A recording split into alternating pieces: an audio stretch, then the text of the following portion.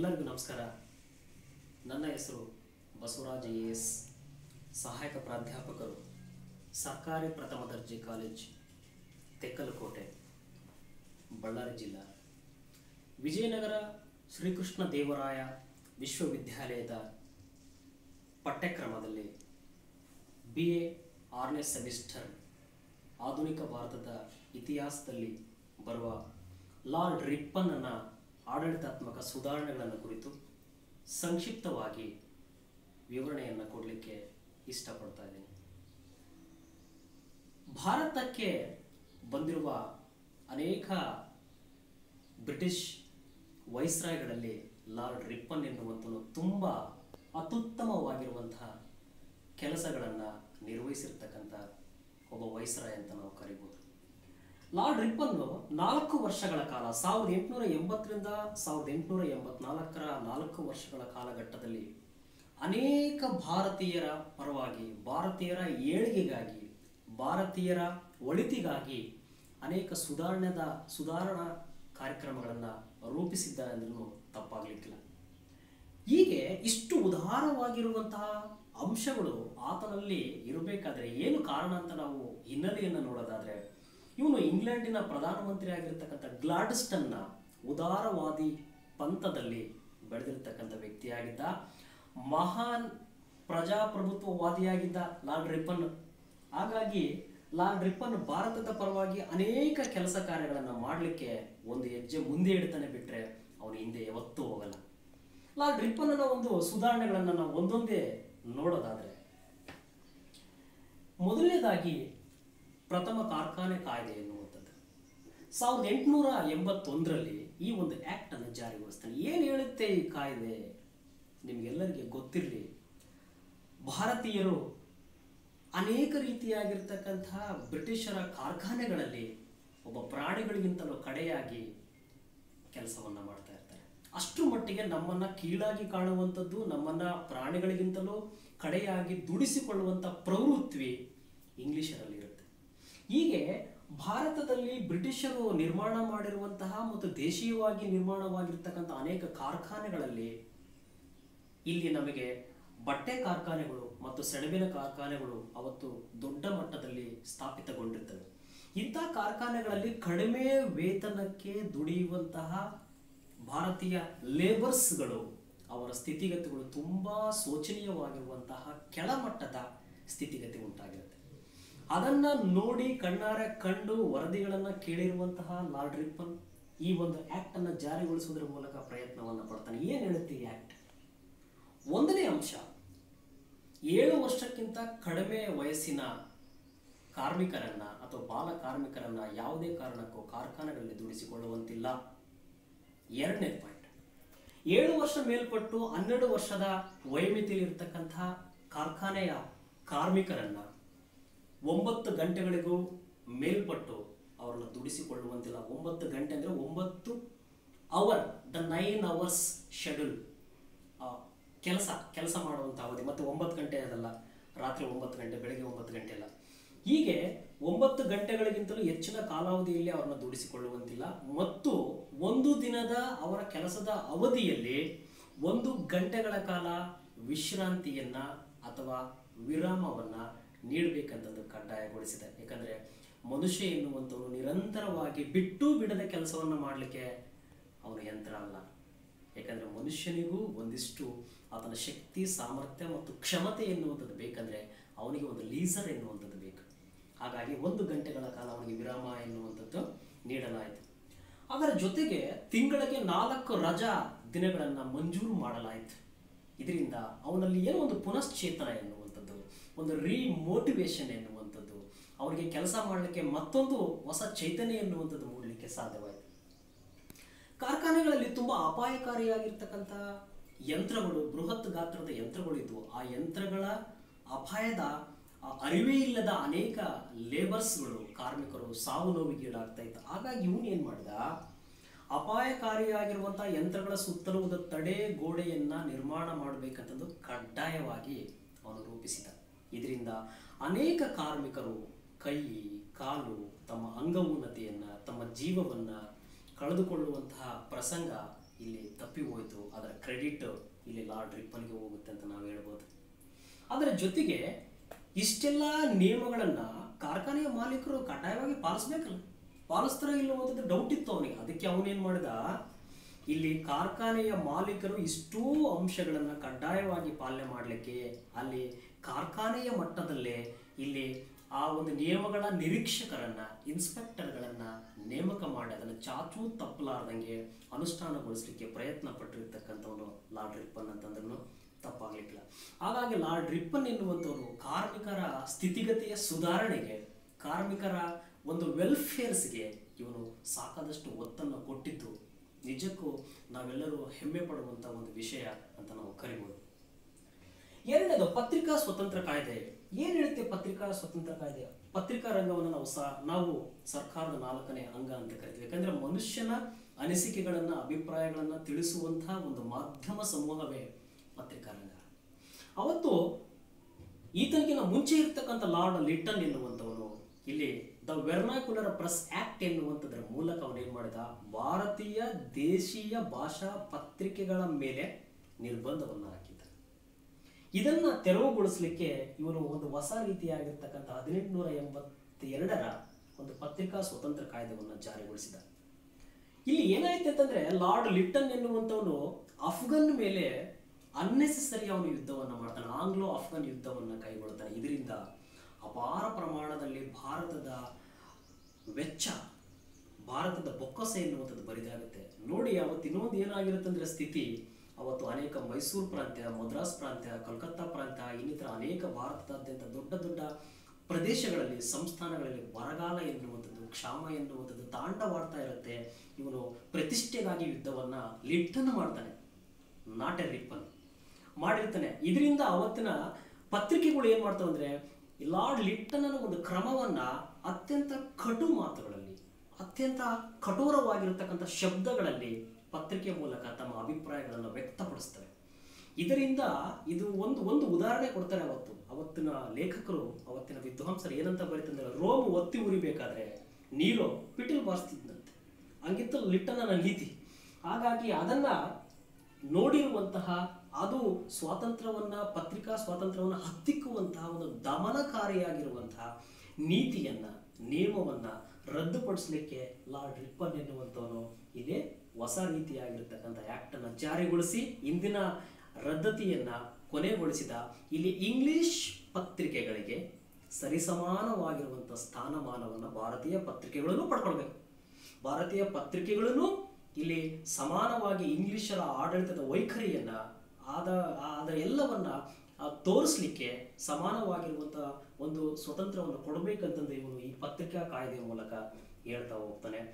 ಇದರ ಜೊತೆಗೆ ಇಲ್ಲಿ ಇನ್ನೊಂದು ಸಿ ಕಸ್ಟಮ್ಸ್ ಆಕ್ಟ್ ಅನ್ನ ಹಾಗೆ ಉಳಿಸಿಕೊಳ್ಳಲಾಯಿತು. 1878ರಲ್ಲಿ ಇರುವಂತಹ ಸಿ ಕಸ್ಟಮ್ಸ್ ಆಕ್ಟ್ ಏನ್ ಹೇಳುತ್ತೆ ಅಂತಂದ್ರೆ, ರಾಜದ್ರೋಹದ ಕೆಲಸವನ್ನ ಮಾಡುವಂತಹ ಪತ್ರಿಕೆಗಳನ್ನ ಅಂಚೆ ಅಧಿಕಾರಿಗಳು ಅದನ್ನ ಪತ್ತೆ ಹಚ್ಚಿ ವಶಪಡಿಸಿಕೊಂಡು ಅವರಿಗೆ ಪನಿಷ್ಮೆಂಟ್ ಕೊಡುವಂತಹ ಆಕ್ಟ್ ಅನ್ನ ಸರ್ಕಾರದ ಮಟ್ಟದಲ್ಲಿ ಉಳಿಸಿಕೊಳ್ಳಲಾಯಿತು ಅಂತ ನಾವು ಕರೀತೀವಿ. ನೆಕ್ಸ್ಟ್ ಸ್ಥಳೀಯ ಸರ್ಕಾರದ ಕಾಯ್ದೆ, ದ ಲೋಕಲ್ ಗವರ್ನಮೆಂಟ್ ಆಕ್ಟ್ 1882ರಲ್ಲಿ. ಇದು ಒಂದು ಹೊಸ ರೀತಿಯಾಗಿರ್ತಕ್ಕಂಥ ದ ರೆವಲ್ಯೂಷನ್ ಅಂತ ನಾವು ಕರಿಬಹುದು ಲಾರ್ಡ್ ರಿಪ್ಪನ್ ವಿಚಾರದಲ್ಲಿ.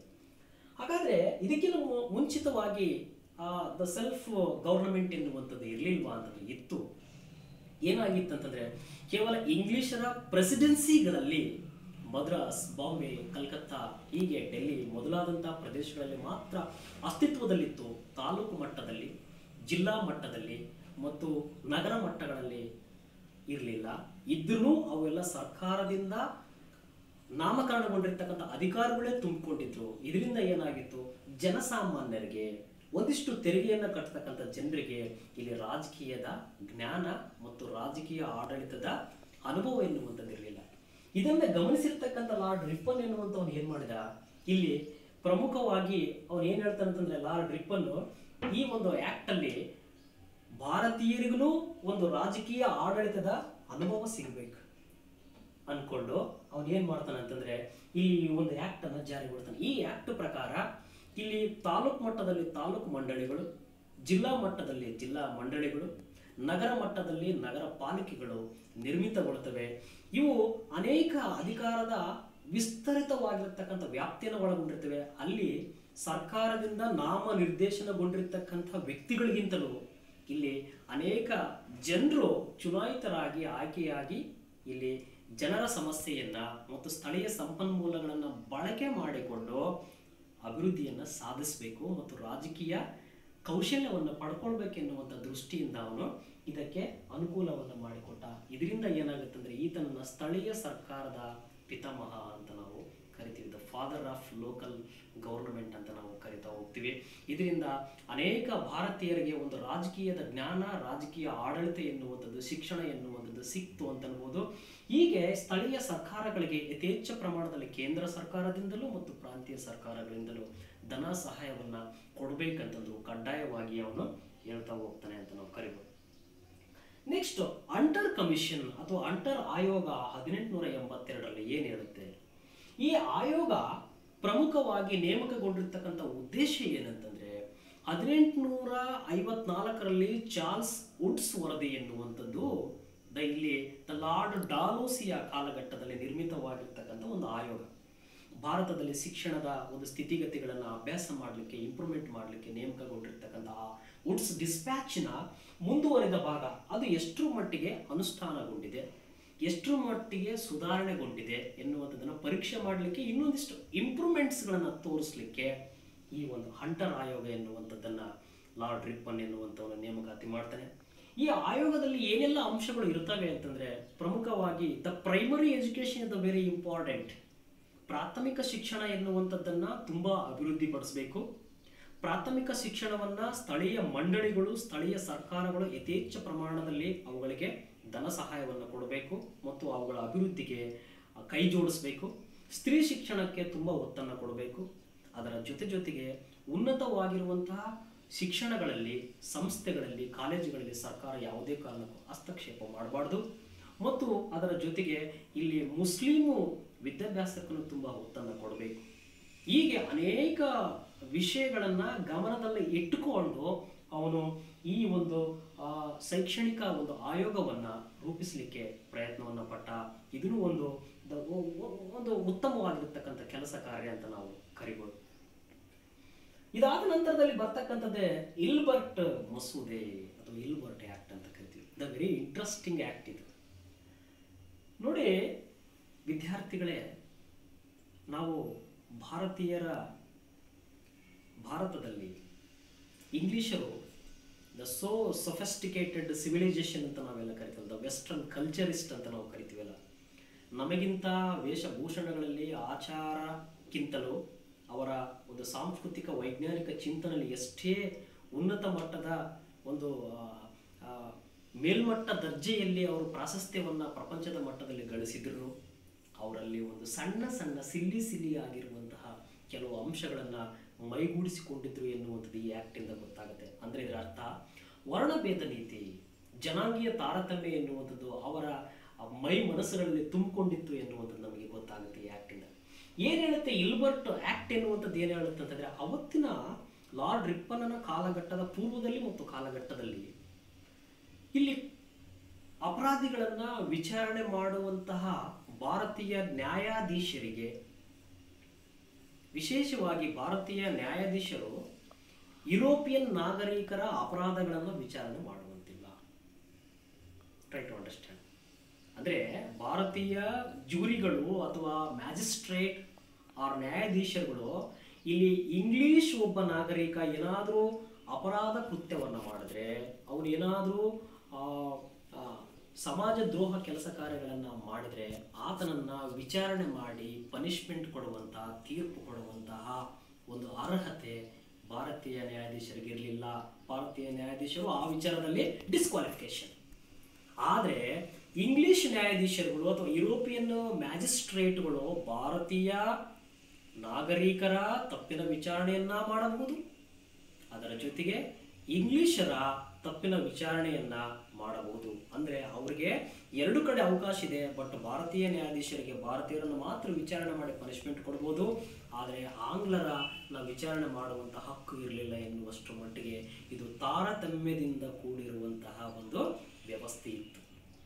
ಇದನ್ನ ಸರಿಪಡಿಸಲಿಕ್ಕೆ ಇಲ್ಲಿ ಇಂಗ್ಲಿಷ್ ನ್ಯಾಯಾಧೀಶರಿಗೆ ಎಷ್ಟು ಸಮಾನತೆ ಸ್ವಾತಂತ್ರ್ಯ ಎನ್ನುವಂಥದ್ದಿದೆಯೋ ಅಷ್ಟೇ ಭಾರತೀಯ ನ್ಯಾಯಾಧೀಶರಿಗೂ ಸಮಾನವಾಗಿರುವಂತಹ ಸ್ವತಂತ್ರವಾಗಿರುವಂತಹ ಅವಕಾಶ ಎನ್ನುವಂಥದ್ದು ಇರಬೇಕೆನ್ನುವಂಥದ್ದನ್ನ ರೂಪಿಸಿರುವಂತಹ ಒಂದು ಆಕ್ಟೇ ಇಲ್ಬರ್ಟ್ ಆಕ್ಟ್ ಅಂತ ನಾವು ಕರಿತೀವಿ.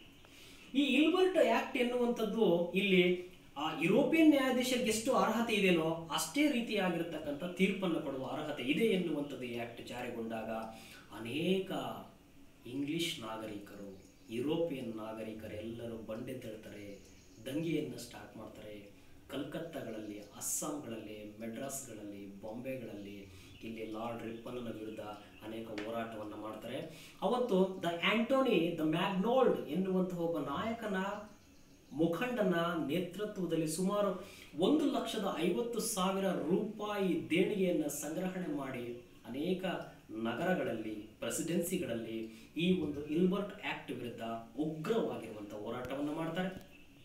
ಲಾರ್ಡ್ ರಿಪ್ಪನ್ನನ್ನ ಹೇಗಾದ್ರೂ ಮಾಡಿ ಆತನನ್ನ ಎಸ್ಕೇಪ್ ಮಾಡಿ, ಅಂದ್ರೆ ಅವನನ್ನು ಹೈಜಾಕ್ ಮಾಡಿ ಹಡಗಿನ ಮೂಲಕ ಇಂಗ್ಲೆಂಡ್ಗೆ ಹೊರದೂಡಬೇಕು ಅಂತಂದು ಪ್ಲಾನ್ ಅನ್ನು ಹಾಕ್ತಾರೆ. ಅಸ್ಸಾಮಿನ ಟೀ ಪ್ಲಾಂಟರ್ಗಳು ಇಲ್ಲಿ ಆತ ಬೇಟೆ ಆಡಲಿಕ್ಕೆ ಬರುವಂತ ಸಂದರ್ಭದಲ್ಲಿ ಅವನನ್ನು ಬಂಧಿಸಬೇಕು, ಅವನಿಗೆ ಒಂದು ಸರಿಯಾದಂತಹ ಈ ಒಂದು ಕಾಯ್ದೆಯ ಪರಿಣಾಮಗಳನ್ನು ತಿಳಿಸ್ಕೊಡ್ಬೇಕಂತಂದು ಹೊಂಚನ್ನು ಹಾಕ್ತಾರೆ. ಅವತ್ತಿನ ದ ಟೈಮ್ಸ್, ಲಂಡನ್ನಿನ ಟೈಮ್ಸ್ ಎನ್ನುವಂಥ ಪತ್ರಿಕೆಯಲ್ಲಿನೂ ಈ ವಿಷಯದ ಕುರಿತು ದೊಡ್ಡ ಮಟ್ಟದ ಒಂದು ಇಶ್ಯೂ ಎನ್ನುವಂಥದ್ದು ಉಂಟಾಗುತ್ತೆ. ಎಷ್ಟರ ಮಟ್ಟಿಗೆ ಈ ಒಂದು ವಿಷಯ ಜಗಜ್ಜಾಹೀರಾಗುತ್ತೆ ಅಂತಂದ್ರೆ ಇಂಗ್ಲೆಂಡ್ನ ರಾಣಿಯ ಗಮನಕ್ಕೆ ಬರುತ್ತೆ. ಇಂಗ್ಲೆಂಡ್ನ ರಾಣಿಯೂ ಮತ್ತೊಮ್ಮೆ ಲಾರ್ಡ್ ರಿಪ್ಪನ್ನಿಗೆ ಈ ಕಾಯ್ದೆಯನ್ನು ಮರುಪರಿಶೀಲನೆ ಮಾಡಬೇಕು ಅಂತಂದು ಒತ್ತಾಯವನ್ನು ಮಾಡ್ತಾಳೆ. ಇದೆಲ್ಲದರ ಒತ್ತಾಯಕ್ಕೆ ಮಾಡೋದು ತನ್ನ ಆತ್ಮಸಾಕ್ಷಿಗೆ ವಿರುದ್ಧವಾಗಿ ಲಾರ್ಡ್ ರಿಪ್ಪನ್ ಕೊನೆಗೆ 2/3 ಮೆಜಾರಿಟಿಯ ಅನುಗುಣವಾಗಿ ಇಲ್ಲಿ ಒಬ್ಬ ಇಂಗ್ಲಿಷ್ ನಾಗರಿಕನನ್ನು ವಿಚಾರಣೆ ಮಾಡಲಿಕ್ಕೆ ಇಲ್ಲಿ ಅರ್ಧಕ್ಕಿಂತಲೂ ಹೆಚ್ಚಿನ ಅಮೆರಿಕನ್ ನ್ಯಾಯಾಧೀಶರು ಅಥವಾ ಯುರೋಪಿಯನ್ ನ್ಯಾಯಾಧೀಶರು ಇಂದ ವಿಚಾರಣೆಗೆ ಒಳಪಡಬೇಕೆನ್ನುವಂಥ ಮತ್ತೆ ತಿದ್ದುಪಡಿಯನ್ನು ಜಾರಿಗೊಳಿಸ್ತಾನೆ. ಇದು ನಾವು ನೋಡಿದಾಗ ತಿದ್ದುಪಡಿ ಮಾಡಿದ್ರೂ ಅಂತಿಮವಾಗಿ ಇಂದಿನ ಒಂದು ಕಾಯ್ದೆಯೇ ಮುಂದುವರೆದಿರ್ತಕ್ಕಂಥ ಭಾಗ ಅಂತ ಅನ್ಬೋದು. ಇದರಿಂದ ಮತ್ತಷ್ಟು ಭಾರತೀಯರಿಗೆ ಈ ಕಾಯ್ದೆಯಿಂದ ಅನ್ಯಾಯವೇ ಆಗಿದ್ದೇ ವಿನಃ ಒಳಿತು ಎನ್ನುವಂಥದ್ದು ಉಂಟಾಗಲಿಲ್ಲ. ಆದರೆ ಲಾರ್ಡ್ ರಿಪ್ಪನ್ ಎನ್ನುವಂಥವನು ತುಂಬ ಭಾರತೀಯರ ನ್ಯಾಯಾಧೀಶರ ಒಂದು ಸಮಾನತೆಯನ್ನು ಎತ್ತಿಡಲಿಕ್ಕೆ ಪ್ರಯತ್ನವನ್ನು ಪಟ್ಟಿರ್ತಕ್ಕಂಥದ್ದು ಅತ್ಯಂತ ಶ್ಲಾಘನೀಯವಾಗಿರ್ತಕ್ಕಂಥ ವಿಷಯ ಅಂತ ನಾವು ಹೇಳ್ತಾ ಹೋಗ್ಬೋದು.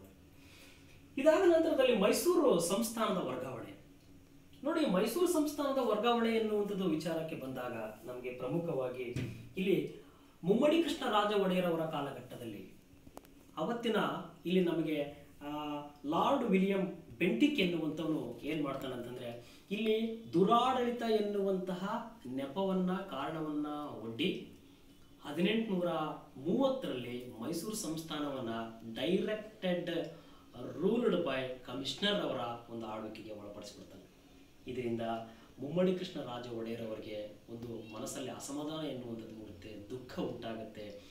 ಇಂಗ್ಲಿಷರಿಗೆ ಎಷ್ಟೇ ಮನವರಿಕೆಯನ್ನು ಮಾಡಿಕೊಟ್ರು ಅಂತಿಮವಾಗಿ 50 ವರ್ಷಗಳ ಕಾಲ ಇಲ್ಲಿ ಇಂಗ್ಲಿಷ್ ಕಮಿಷನರ್ಗಳ ಮೂಲಕ ಏನಾಯಿತು ಮೈಸೂರು ಸಂಸ್ಥಾನ ಎನ್ನುವಂಥದ್ದು ಆಳ್ವಿಕೆಗೆ ಒಳಪಟ್ಟಿತು. ಇದರಿಂದ ಮುಮ್ಮಡಿ ಕೃಷ್ಣರಾಜ ಒಡೆಯರ್ ಅವರ ದತ್ತುಪುತ್ರರಾಗಿರ್ತಕ್ಕಂಥ 10ನೇ ಚಾಮರಾಜ ಒಡೆಯರ್ ಎನ್ನುವಂಥವರು ಪ್ರೌಢಾ ವ್ಯವಸ್ಥೆಗೆ ಬಂದಾಗ ಅಂತಿಮವಾಗಿ ಅವರು ವಯಸ್ಕರ ಆಗಿರ್ತಕ್ಕಂಥ ಸಂದರ್ಭದಲ್ಲಿ ಏನಾಯ್ತಂದ್ರೆ ಲಾರ್ಡ್ ರಿಪ್ಪನ್ ಬಂದಿರುವಂಥ ಕಾಲಘಟ್ಟದಲ್ಲಿ ಪುನಃ ನಾವು ನಮ್ಮ ರಾಜ್ಯವನ್ನ, ನಮ್ಮ ಸಂಸ್ಥಾನವನ್ನ ನಿರ್ವಹಣೆ ಮಾಡಲಿಕ್ಕೆ ನಾವು ಕ್ಯಾಪಬಿಲಿಟಿ ಇದ್ದೀವಿ, ಎಲಿಜಿಬಿಲಿಟಿ ಇದ್ದೀವಿ ಎನ್ನುವಂಥದ್ದನ್ನ ತೋರಿಸಿಕೊಟ್ಟಾಗ ಲಾರ್ಡ್ ರಿಪ್ಪನ್ ಎನ್ನುವಂಥನು ಉದಾರವಾದಿಯಾಗಿರುವಂಥ ಇವನು ಕೊನೆಗೆ ಇಲ್ಲಿ ಮೈಸೂರು ಸಂಸ್ಥಾನವನ್ನು ಮೈಸೂರಿನ ಒಡೆಯರಿಗೆ ಪುನಃ ಮತ್ತೆ ಒಪ್ಪಿಸುವಂಥ ಕೆಲಸವನ್ನು ಮಾಡಿ ಮೈಸೂರು ಸಂಸ್ಥಾನದ ಅನೇಕ ಪ್ರಜೆಗಳ, ನಾಗರಿಕರ, ಅಧಿಕಾರಿಗಳ ಮತ್ತು ಭಾರತೀಯರ ಪ್ರೀತಿಗೆ ಪಾತ್ರನಾಗ್ತಾನೆ. ಮೈಸೂರಿನ ಸಂಸ್ಥಾನದ ಅನೇಕ ಜನರಿಗೆ ಎಲ್ಲಿಲ್ಲದ ಆನಂದ ಮತ್ತು ಸಂತೋಷ ಮತ್ತು ಹರ್ಷದಾಯಕವಾಗಿರ್ತಕ್ಕಂಥ ವಿಷಯ ಆಗುತ್ತೆ. ಯಾಕಂದರೆ ತಮ್ಮ ಮೈಸೂರಿನ ಒಡೆಯರನ್ನ ದೇವರ ರೂಪದಲ್ಲಿ ಕಾಣುವಂತಹ ಜನರಿಗೆ ಪುನಃ ನಮ್ಮ ಒಡೆಯರಿಗೆ ಅಧಿಕಾರ ಸಿಕ್ತು ಅಂದಾಗ ತುಂಬ ಉಲ್ಲಾಸಿತರಾಗ್ತಾರೆ, ಸಂತೋಷಿತರಾಗ್ತಾರೆ ಅಂತ ನಾವು ಕರಿಬೋದು. ಇದರ ಒಂದು ಕ್ರೆಡಿಟ್ ಎನ್ನುವಂಥದ್ದು ಲಾರ್ಡ್ ರಿಪ್ಪನ್ ರವರಿಗೆ ಸಲ್ಲುತ್ತೆ ಅಂತ ನಾವು ನೋಡ್ತಾ ಹೋಗ್ಬೋದು. ಅದೇ ರೀತಿಯಾಗಿ ಕೊನೆಯದಾಗಿರ್ತಕ್ಕಂಥ ಇನ್ನೊಂದು ವಿಷಯವನ್ನು ಹೇಳೋದಾದ್ರೆ ದ ಇಂಡಿಯನ್ ಸಿವಿಲ್ ಸರ್ವಿಸ್ಗೆ ಸಂಬಂಧಪಟ್ಟಾಗಿರ್ತಕ್ಕಂಥ ಒಂದು ತಿದ್ದುಪಡಿ. ಅವತ್ತು ಭಾರತೀಯರು ಎಷ್ಟೇ ಬುದ್ಧಿವಂತರಾಗಿದ್ರು, ಎಷ್ಟೇ ವಿದ್ಯಾರ್ಹತೆಯನ್ನು ಪಡ್ಕೊಂಡಿದ್ರು ಇಂಗ್ಲೆಂಡಿಗೆ ಹೋಗಿ ನಾಗರಿಕ ಸೇವಾ ಪರೀಕ್ಷೆಯನ್ನು ಬರೀಬೇಕಾಗಿತ್ತು. ಭಾರತದಲ್ಲಿ ಬರಲಿಕ್ಕೆ ಅವಕಾಶ ಇರಲಿಲ್ಲ. ಅದು 18 ವರ್ಷಕ್ಕೆ ಸೀಮಿತವಾಗಿತ್ತು. ಅದು 18ರಿಂದ 21 ವರ್ಷಕ್ಕೆ ವಯೋಮಿತಿಯನ್ನು ಹೆಚ್ಚಳ ಮಾಡಬೇಕು, ಒಂದು ಪಾಯಿಂಟು. ಎರಡನೇದು, ಏಕಕಾಲಕ್ಕೆ ಇಂಗ್ಲೆಂಡ್ನಲ್ಲೂ ಮತ್ತು ಭಾರತದಲ್ಲಿ ನಡೆಸಬೇಕೆನ್ನುವಂಥದ್ದನ್ನು ಈತನಿಗೆ ಒಂದು ಮನವಿಯನ್ನು ಸಲ್ಲಿಸಿದರು. ಅಂತಿಮವಾಗಿ ಭಾರತೀಯರ ಆಶೋತ್ತರಗಳಿಗೆ ಬೆಲೆಯನ್ನು ಕೊಟ್ಟಿರುವ ಲಾರ್ಡ್ ರಿಪ್ಪನ್ ಏನು ಮಾಡಿದ, ಕೊನೆಯದಾಗಿ ಇದಕ್ಕೆ ಭಾರತದಲ್ಲಿ ಮತ್ತು ಇಂಗ್ಲೆಂಡಿನಲ್ಲಿ ಏಕಕಾಲದಲ್ಲಿ ಪರೀಕ್ಷೆ ನಡೆಸಬೇಕಂತಂದು ಸಾಕಾದಷ್ಟು ಪ್ರಯತ್ನವನ್ನು ಪಟ್ಟ. ಅದು ಸಕ್ಸಸ್ ಆಯಿತು. ಬಟ್ ಇನ್ನೊಂದು ವಯೋಮಿತಿ ಹೆಚ್ಚಳ ಎನ್ನುವಂಥದ್ದು ಉಂಟಾಗಲಿಲ್ಲ ಅಂತ ನಾವು ಕರಿಬೋದು. ಹೀಗೆ ಲಾರ್ಡ್ ರಿಪ್ಪನ್ ಎನ್ನುವಂಥವನು ಭಾರತದ ಸ್ನೇಹಿತನಾಗಿದ್ದ. ಈತನ ಒಂದು ವ್ಯಕ್ತಿತ್ವವನ್ನು ಕುರಿತು ದ ಫ್ಲಾರೆನ್ಸ್ ನೈಟಿಂಗೇಲ್ ಎನ್ನುವಂಥವಳು ಏನು ಹೇಳ್ತಾಳೆ ಅಂದರೆ ತುಂಬ ಸೊಗಸಾದ ಮಾತುಗಳನ್ನು ಬಿಚ್ಚಿಡ್ತಾಳೆ. ಏನು ಹೇಳ್ತಾಳೆ ಅಂತಂದರೆ, ಭಾರತದ ಆಪ್ತ ರಕ್ಷಕನಾಗಿದ್ದ ಯಾರು, ಲಾರ್ಡ್ ರಿಪ್ಪನ್. ಮತ್ತು ಈತನ ಆಡಳಿತದ ಪ್ರಾರಂಭದ ಕಾಲಾವಧಿ ಭಾರತದಲ್ಲೇ ಒಂದು ಸುವರ್ಣ ಯುಗವಾಗಿತ್ತು, ವೈಸ್ರಾಯರವರ ಕಾಲಾವಧಿಯಲ್ಲಿ ಅಂತಂದು ಹಾಡಿ ಹೊಗಳುತ್ತಾಳೆ. ಅದರ ಜೊತೆಗೆ ಇಲ್ಲಿ 1909ರಲ್ಲಿ ಲಾಹೋರಿನಲ್ಲಿ ರಾಷ್ಟ್ರೀಯ ಕಾಂಗ್ರೆಸ್ನ ಅಧಿವೇಶನದಲ್ಲಿ ಅವತ್ತಿನ ಅಧ್ಯಕ್ಷತೆ ವಹಿಸಿರ್ತಕ್ಕಂಥ ಮದನ್ ಮೋಹನ್ ಮಾಳ್ವಿ ಎನ್ನುವಂಥವ್ರು ತುಂಬ ಹೃದಯದಿಂದ ಲಾರ್ಡ್ ರಿಪ್ಪನ್ನ ಕಾರ್ಯಶೈಲಿಯನ್ನ ಶ್ಲಾಘಿಸ್ತಾರೆ. ಏನಂತ ಶ್ಲಾಘಿಸ್ತಾರೆ ಅಂತಂದ್ರೆ, ಅವ್ರು ಹೇಳ್ತಾರೆ, ಭಾರತೀಯ ವಿದ್ಯಾವಂತ ಭಾರತೀಯರನ್ನು ತುಂಬ ಆತ್ಮೀಯವಾಗಿ ಗೌರವದಿಂದ ಕಾಣ್ತಕ್ಕಂಥ ಮನಸ್ಥಿತಿ ಉಳ್ಳವನು ಮತ್ತು ಭಾರತೀಯರಿಗೆ ಅತ್ಯಂತ ಪ್ರೀತಿಗೆ ಪಾತ್ರನಾಗಿರ್ತಕ್ಕಂಥವನು.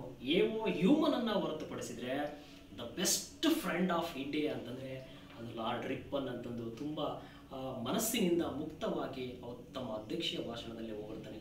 ಹೀಗೆ ಲಾರ್ಡ್ ರಿಪ್ಪನ್ನ ವ್ಯಕ್ತಿತ್ವ ಎನ್ನುವಂಥದ್ದು, ಆತನ ಆಡಳಿತದ ಕ್ರಮಗಳು, ಸುಧಾರಣೆಗಳು ಅತ್ಯಂತ ಸ್ಮರಣೀಯವಾಗಿರ್ತಕ್ಕಂಥದ್ದು. ಆತ ಅಂತಿಮವಾಗಿ ತನ್ನ ಇಂಗ್ಲೆಂಡ್ಗೆ ಹೋಗುವಂಥ ಸಂದರ್ಭದಲ್ಲಿ ಕಲ್ಕತ್ತಾದಿಂದ ಜನರು ಎಷ್ಟು ಮಟ್ಟಿಗೆ ಆ ರೈಲಲ್ಲಿ ಕಳಿಸ್ಕೊಡ್ಬೇಕಾದ್ರೆ ಭಾವೋದ್ವೇಗಕ್ಕೆ ಒಳಗಾಗಿರ್ತಾರೆ ಅಂದರೆ ಕಣ್ಣೀರಿನ ಧಾರೆಯ ಮೂಲಕ, ಆನಂದ ಬಾಷ್ಪವನ್ನು ಸುರಿಸುವುದರ ಮೂಲಕ ಆತನಿಗೆ ಬೀಳ್ಕೊಡ್ತಾರೆ.